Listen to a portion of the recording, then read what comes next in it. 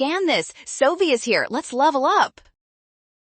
Melting ice problems are simple if you follow these 3 steps to find mass. Let's solve this thermodynamics challenge together right now. First, we calculate the heat lost by the water as it cools down to 0 degrees. Use the mass of 100 grams multiplied by the specific heat and temperature change.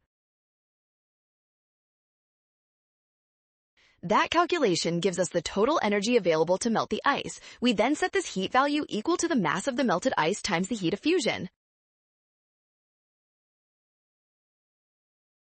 Finally, solve for mass by dividing total heat by heat of fusion. This calculation gives 42 grams, making option D our winner.